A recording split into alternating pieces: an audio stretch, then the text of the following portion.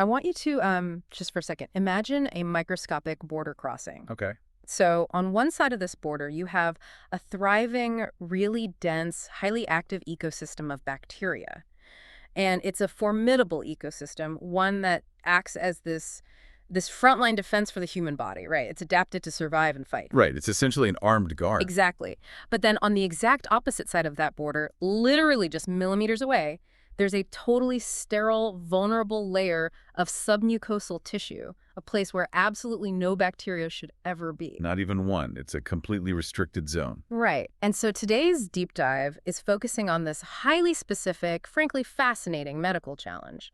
When doctors inject regenerative polynucleotides, Which are DNA-derived polymers, basically, used to treat tissue atrophy. right, when they inject those into the vulvovaginal area, how on earth do they safely cross that border without dragging all that surface bacteria along for the ride? I mean, it is the ultimate logistical nightmare on a cellular level. You are intentionally breaking a biological barrier that literally evolved to keep things out. So our mission today is to unpack the exact step-by-step precautions that medical professionals have to use to prevent normal vaginal flora from getting introduced into that submucosal layer during what they call multi-point polynucleotide injections. And we really need to look at why missing even a single step in this massive gauntlet of safety can lead to severe complications. Yeah, and for you listening, this is honestly a masterclass in the invisible mechanics of clinical safety.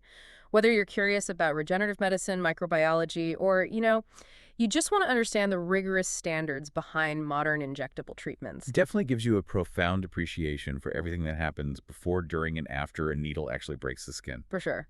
But I guess before we can understand the complex defenses clinicians set up, we have to understand the friendly fire, right? Like what we're trying to prevent. Yeah, we need to look at what exactly lives on that surface and why it is so incredibly dangerous if it gets pushed underneath. So the vaginal microbiome is a dynamic ecosystem. But unlike the human gut, which, thrives on massive microbial diversity. Like thousands of species. Exactly. A healthy vaginal microbiome is characterized by shockingly low microbial diversity. It's a highly specialized, almost monopolized environment. Which is wild. So in a healthy reproductive age woman, this ecosystem is dominated pretty much entirely by lactobacillus species. Yes. Specifically, you see strains like Lactobacillus crispatus and Lactobacillus ginsenii. And their normal job is vital, right? They're essentially the environmental engineers of that space. You really are. They maintain a highly acidic environment, keeping the vaginal pH below 4.5. And they achieve that extreme acidity by constantly metabolizing glycogen from the vaginal epithelial cells and converting it into lactic acid. Right, but the lactic acid is just the first line of defense. These lactobacillus species, they also produce hydrogen peroxide and certain bacteriocins. Yeah, bacteriocins. Yeah, bacteriocins are essentially natural, highly targeted antibiotic proteins. These bacteria secrete them specifically to kill off rival microbes. Oh, wow. So they make their own antibiotics. They do. So between the severe acidity, the hydrogen peroxide, and these biological weapons, the lactobacillus creates a really formidable molecular shield. It suppresses pathogen overgrowth and supports the physical integrity of the epithelial barrier. Exactly. They are phenomenal at their job on the surface. Right. So I was thinking about this, and I kind of think of the lactobacillus like a fiercely loyal guard dog. I like that. Yeah, like it's exactly what you want protecting your front yard, right? It actively hunts down threats, keeps the perimeter secure. Definitely. But you absolutely do not want that same guard dog locked inside your living room because it's going to panic, lash out, and just tear up all your furniture. That is a perfect analogy. And the furniture they're tearing up in this biological scenario is the surrounding human tissue. Yeah. If these normal, healthy surface microbes get pushed into that sterile submucosal layer during an injection, the body's immune system no longer recognizes them as friends. They're in the wrong neighborhood. Exactly. The environment is different, the pH is neutral, and the bacteria undergo immense stress. And when bacteria find themselves in a foreign, stressful environment, their survival mechanism kicks in. They form biofilm. They form biofilms. Which are a massive issue in modern medicine. Like, they are a primary cause of late and delayed filler-related complications, right? Oh, absolutely. Once bacteria form a biofilm around an injected gel, like a polynucleotide matrix, it is incredibly difficult to treat clinically. Because the bacteria actually clump together and secrete this sticky extracellular polymeric matrix. I kind of picture it as a microscopic slime city. Slime City is pretty accurate, Uh-huh. and that Slime City is practically impenetrable. The extracellular matrix physically blocks immune cells and antibiotics from reaching the bacteria inside. Wow. Furthermore, the bacteria deep within the biofilm, they go into a metabolically dormant state. And that's bad because antibiotics target active cells, right? Right. Most antibiotics work by targeting actively dividing cells, by interrupting cell wall synthesis or DNA replication. So these dormant bacteria simply ignore the drugs. They just hunker down in their slime bunker. Completely resistant to standard treatments, it becomes this chronic, smoldering infection that often requires actual surgical removal of the injected material. Which means the entire game here is absolute prevention. You cannot let the guard dog in the house to begin with. Not even one paw. So the defense, according to the research we looked at, it actually starts a full 24 hours before the procedure even begins. Right. It relies on a strict patient protocol before any of the chemical warfare is deployed in the clinic. Clinicians give these non-negotiable instructions for patients to avoid sexual intercourse for at least 24 hours prior to the procedure. And the reason for that is sexual intercourse causes mechanical microtrauma to the mucosal surface. Tiny, invisible abrasions across the tissue. Exactly. It also significantly disrupts the local flora, introduces outside bacteria, and temporarily alters that crucial acidic pH we just talked about. And this microtrauma triggers a low-level inflammatory cascade, right? As the body sends immune cells to repair those invisible abrasions. Right. And if a clinician is about to deliberately puncture the tissue dozens of times with a needle, that epithelial barrier needs to be as intact and chemically stable as possible. The local immune system has to be calm, not actively responding to recent friction. Precisely. Okay, so the 24-hour rule ensures a stable battlefield.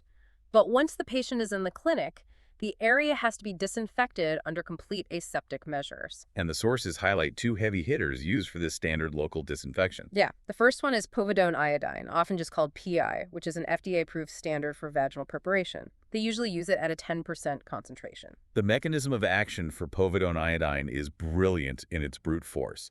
It works by releasing free iodine molecules into the immediate environment. And this free iodine rapidly penetrates the microbial cell walls. Right, and once it's inside, it targets the sulfur-containing amino acids in the bacteria's proteins. It physically alters the protein structure, collapses the bacteria's internal machinery, and literally tears apart their DNA and RNA. Wow. It's highly effective and widely trusted because it essentially dismantles the bacteria from the inside out in a matter of seconds. Wait, hold on, though. If povidone iodine is the gold standard, FDA-approved chemical that literally shreds bacterial DNA on contact, why on earth would a clinician choose to go off-label with the second option mentioned in the sources? You mean chlorhexidine? Yeah, chlorhexidine gluconate, or CHG. They use it at up to a 4% concentration. I mean, if you have a chemical that destroys DNA, choosing an off-label alternative seems like a totally unnecessary risk. It sounds counterintuitive, I know, but many surgical disciplines have found that chlorhexidine gluconate is actually superior for preventing general surgical site infections over long procedures. Oh, really? Well, they have totally different mechanisms of action. Where iodine enters the cell to destroy DNA, CHG molecules carry a strong positive electrical charge, Okay. and bacterial cell walls carry a negative charge. Mm-hmm. So the CHG is magnetically drawn to the bacteria, binds to the cell membrane, and basically blows it wide open. Causing the cell's contents to just leak out. Exactly. Okay, so we can think of povidone iodine like a biological hand grenade. You pull the pin and toss it in, and it rapidly causes massive structural damage to the command center of the cell. Right. But once the explosion is over and the iodine dries or gets wiped away, the area is undefended again. Chlorhexidine gluconate, on the other hand, acts more like a field of landmines. That is a highly accurate comparison. CHG has this remarkable property called substantivity. Sensitivity. Yeah, which just means it binds tightly to the proteins in the human skin and mucosa. Yeah. So long after the liquid has dried, those chemical landmines remain active, continuing to blow up the membranes of any new bacteria that wander into the area for hours. That makes sense. And organizations like the American College of Obstetricians and Gynecologists have deemed CHG safe to use up to a 4% concentration for vaginal antisepsis, even though the FDA hasn't formally labeled it for that specific cavity yet. Right. It creates a highly strategic choice for the provider.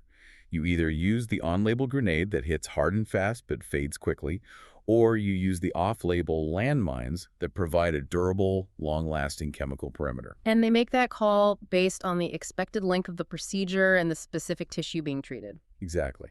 But here's the thing. The unique geometry of regenerative medicine means that surface-level chemical warfare actually isn't enough to keep the submucosa safe. Because if you prep the skin for a single surgical incision, the surface chemistry is usually fine. Right. But the nature of injecting regenerative polynucleotides introduces a massive mechanical vulnerability. Because we are talking about treating tissue atrophy. Tissue that has thinned out, lost blood supply, lost elasticity, frequently due to a drop in estrogen during menopause.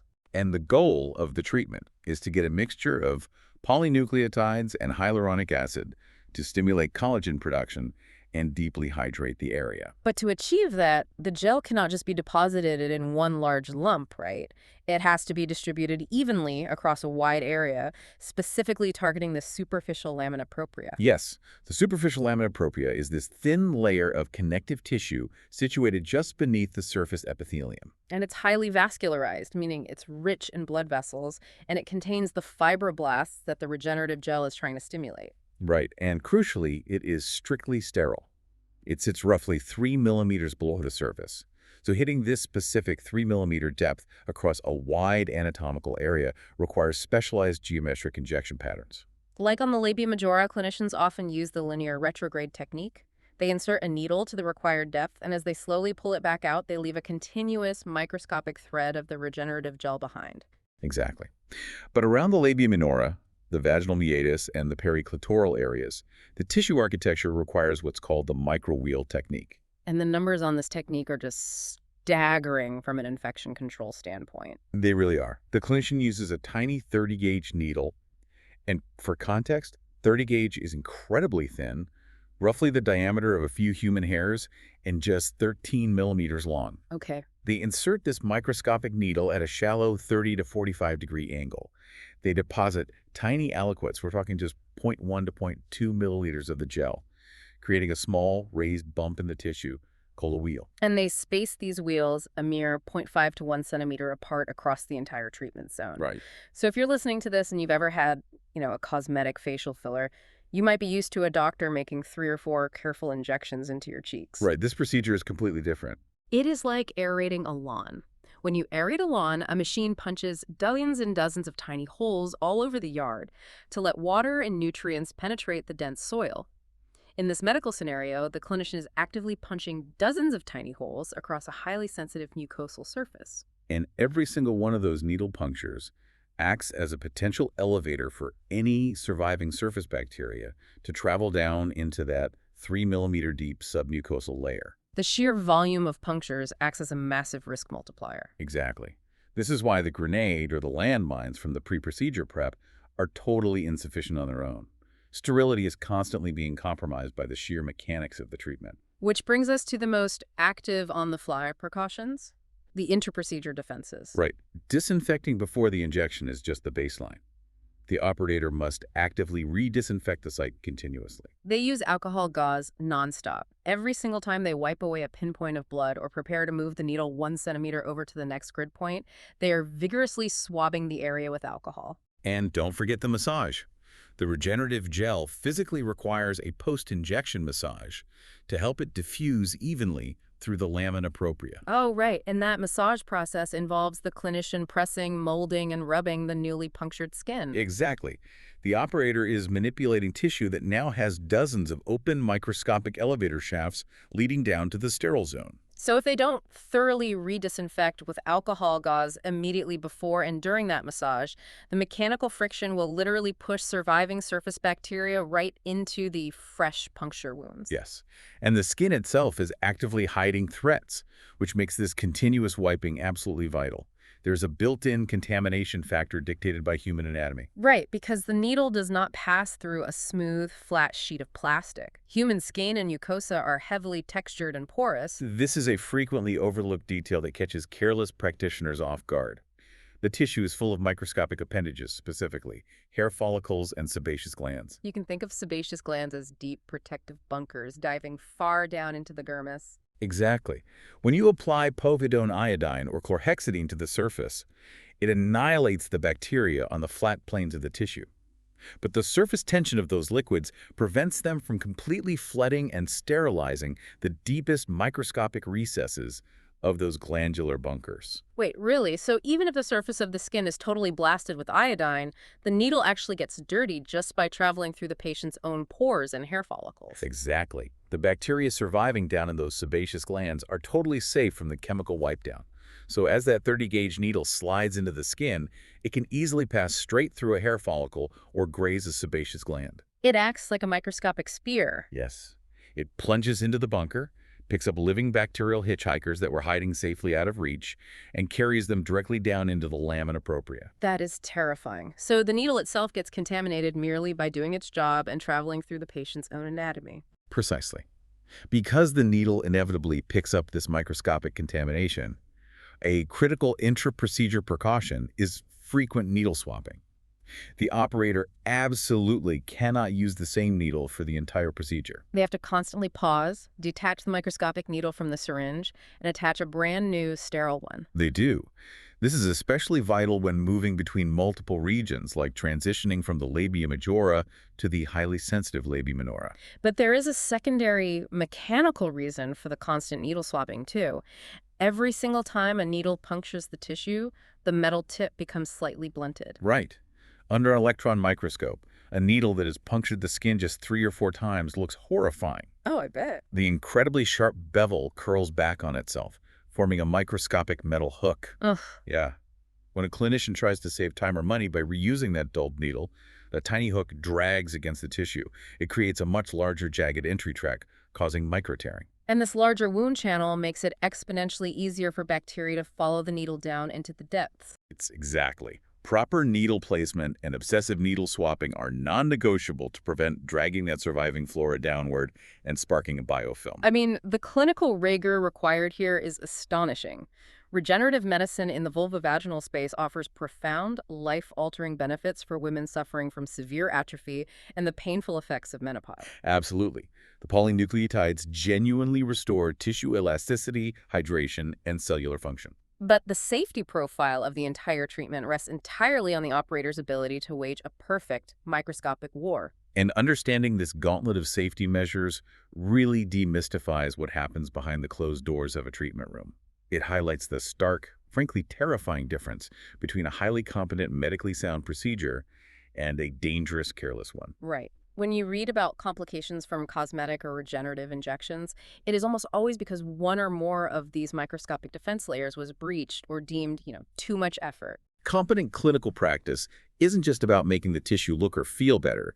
It is about anticipating, outsmarting, and neutralizing invisible biological threats at every single fraction of a millimeter. So let's summarize the gauntlet we've just unpacked. It begins 24 hours in advance with a strict no-sex rule to prevent invisible microtrauma and immune flare-ups. Right. Then the clinician deploys heavy-duty chemical agents, either the DNA-shredding povidone iodine grenade or the membrane-busting chlorhexidine landmines. Yeah. Then comes the staggering geometric precision of the multi-point 30-gauge microwheel technique, infiltrating the 3-millimeter deep lamina propria while avoiding the creation of an infection highway. And finally, the active intra-procedure defense. The relentless wiping with alcohol gauze, the careful sterilization of the post-injection massage, and the frequent swapping of needles to avoid the dull hook effect and outsmart the bacteria hiding in the sebaceous bunkers. It requires an obsessive attention to detail, but that obsession is the only thing standing between a successful regenerative outcome and a catastrophic untreatable biofilm. It definitely gives you a profound respect for the invisible mechanics of medicine. And, it leaves me with a final, slightly paradoxical thought to consider. Oh. Yeah, we started by talking about the lactobacillus, that fiercely loyal guard dog protecting the mucosal surface from outside pathogens in daily life. Right. We just spent this entire deep dive detailing all the extreme chemical and mechanical warfare used to completely eradicate that vital microbiome from the treatment area. We essentially have to sterilize a naturally unsterile, highly defended environment. Well, clinicians have to temporarily destroy the village in order to save it. Exactly. And they only need to keep it destroyed just long enough to get through a 30-minute procedure. Sure. But once the iodine is gone and the procedure is over, the tissue is left completely exposed. So how quickly does that microbial shield bounce back? That's a great question. How fast does the lactobacillus recolonize the area and rebuild its acidic fortress after being heavily carpet bombed by surgical antiseptics? Because the entire long-term health of the patient depends on that good bacteria rushing right back in to take up its post on the border before something worse claims the territory. It is a incredibly delicate biological balancing It act. really is, and definitely something for you to mull over until next time on the deep dive.